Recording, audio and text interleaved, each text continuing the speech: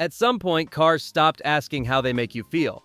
They started asking how fast they are, how powerful, how impressive on paper. And without noticing, you learn to answer those questions too. So when you hear about a small roadster with modest numbers and an engine that barely tries to scare anyone, your expectations quietly lower. You don't expect surprise, you don't expect conflict. You definitely don't expect attachment. And yet, this is where the story begins. You approach the MX-5 Miata with assumptions already in place. Everyone does. It's the slow one, the cute one, the car people defend more than they recommend. You've heard the jokes, you've seen the comments, and somewhere along the way you've absorbed the idea that enjoyment must always come with excess.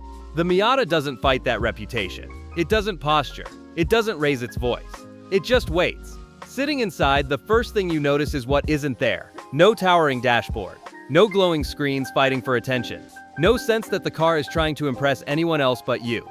The cabin feels close, intentional, almost old-fashioned, but not in a nostalgic way. More like a reminder of how things used to be when driving was a conversation, not a performance.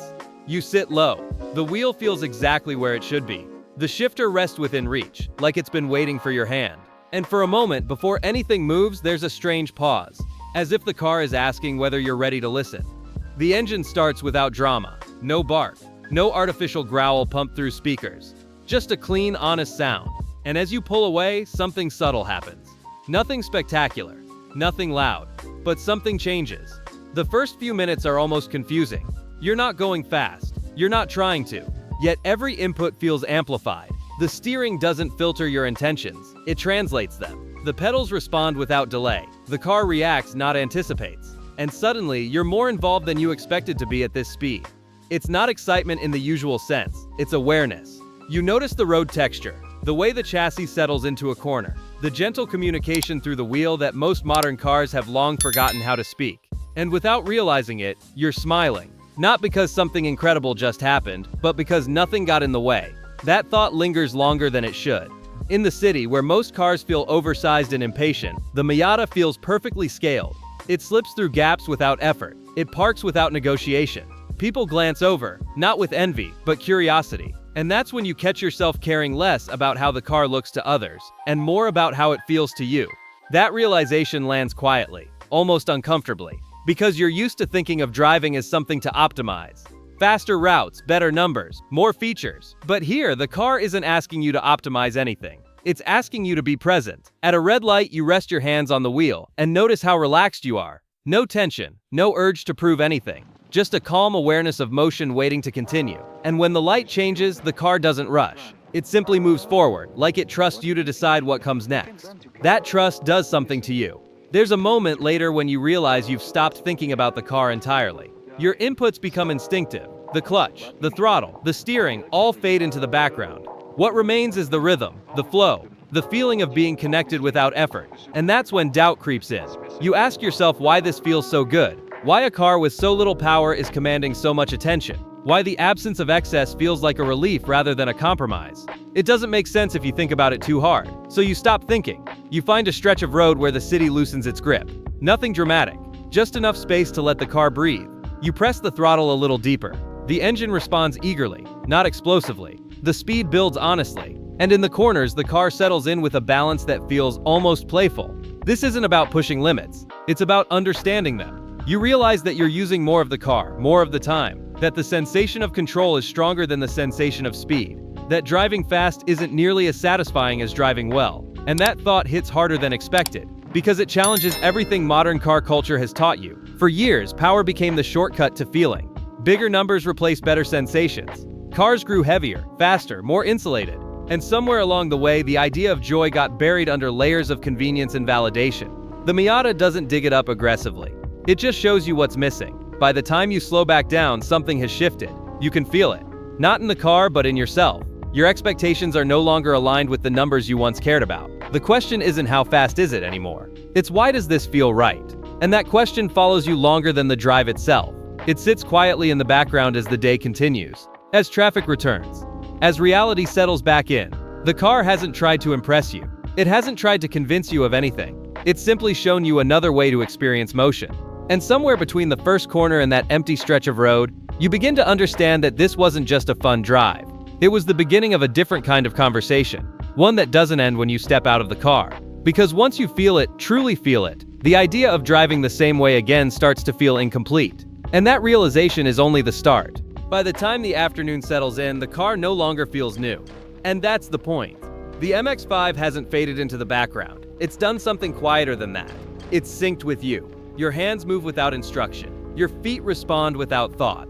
The road stops feeling like something you're navigating and starts feeling like something you're participating in. That's when it clicks. You realize this car was never meant to impress you instantly. It's not built for shock value. It doesn't chase first impressions. Instead, it waits. It lets the experience unfold slowly, trusting that if you're paying attention, you'll eventually understand what it's offering. And once you do, it's hard to unsee. You start noticing how divided people are on this car. Some dismiss it immediately. Too small, too slow, not serious enough. Others defend it with an almost personal intensity. Not because it's perfect, but because it represents something that's quietly disappearing. The divide makes sense when you think about it. The MX-5 doesn't reward aggression. It doesn't flatter ego. It asks for involvement, for restraint, for a willingness to enjoy less on paper in exchange for more in feeling. And that's uncomfortable in a world obsessed with extremes. Most modern cars want to overwhelm you. This one wants to connect with you. That difference explains why Mazda never fixed the Miata, why they didn't chase outrageous power figures or drown it in technology. They understood that the moment you add more weight, more isolation, more noise, you lose the very thing that makes this car matter. This isn't an accident. It's a choice. A quiet act of resistance against an industry that equates progress with excess. Against the idea that newer always means better. The MX-5 isn't stuck in the past, but it hasn't abandoned it either. It carries forward the parts that still make sense. And in doing so, it exposes a misunderstanding that's become almost universal. People think the Miata is about being slow. It isn't. It's about being present. It's about feeling the edges of grip, the rhythm of a road, the satisfaction of doing more with less. The joy comes not from dominance, but from harmony. You don't conquer the road in this car, you move with it. As the day goes on, the emotional connection deepens in ways that feel almost accidental. You catch yourself glancing back at the car after parking.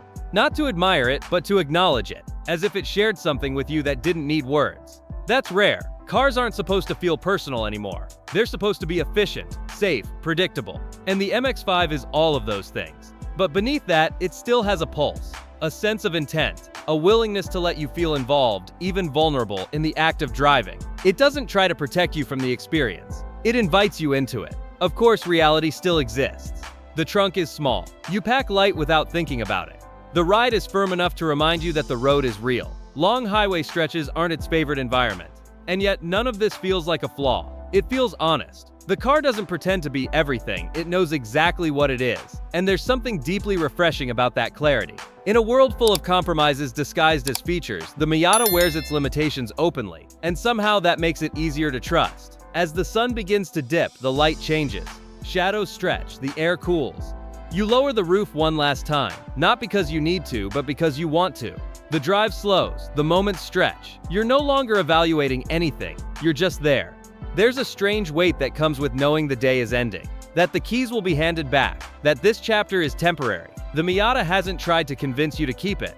It hasn't made promises. It's simply given you an experience and left the rest up to you. And that's where the final question lives. Does it make you fall in love? Not instantly, not recklessly, but in a quieter way. The kind that grows when you realize something fits into your life without demanding to take over. The kind that lingers after it's gone, reshaping your expectations of what driving is supposed to feel like. One day is enough.